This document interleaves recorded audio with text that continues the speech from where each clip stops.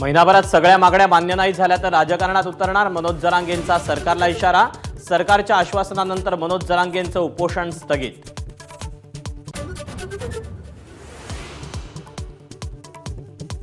सुनेत्रा पवारांचा राज्यसभेसाठी अर्ज दाखल, अन्य कोणीही अर्ज न भरल्यानं सुनेत्रा यांची बिनविरोध निवड होण्याची दाट शक्यता।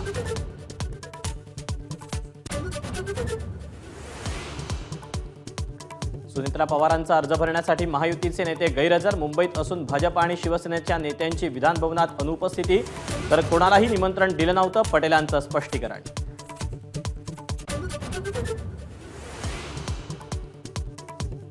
विधानसभेसाठी स्वबळावर 200 ते 250 जागांवर मनसेची चाचपणी, जनता मनसेची वाट पाहत असल्याचा राज ठाकरेंचा दावा।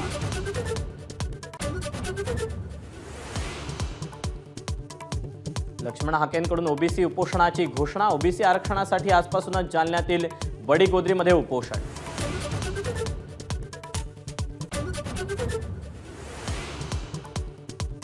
पुण्यातील कल्याणीनगर अपघातातील मृतांच्या विसेरामध्ये दारूचा अंश टाकून पॉझिटिव्ह करण्याचा प्रयत्न, माजी गृहमंत्री अनिल देशमुखांचा गंभीर आरोप।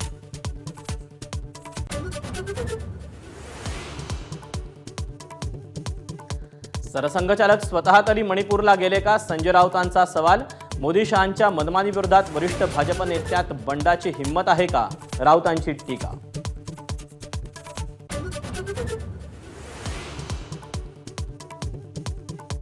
नागपूरच्या धामणामध्ये स्फोटकं बनवणाऱ्या चामुंडी कंपनीत भीषण स्फोट, 6 कामगारांचा मृत्यू, नातेवाईकांची कंपनी बाहेर गर्दी।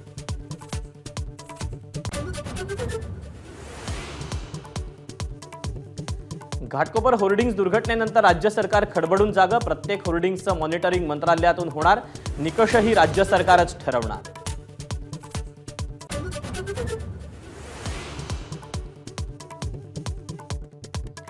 नीट परीक्षेत ग्रेस मार्क मिळालेल्या सर्व 1563 विद्यार्थ्यांचे निकाल रद्द करणार, केंद्र सरकारची सुप्रीम कोर्टात माहिती, 1563 विद्यार्थ्यांना पुन्हा परीक्षा देण्याची मुभा।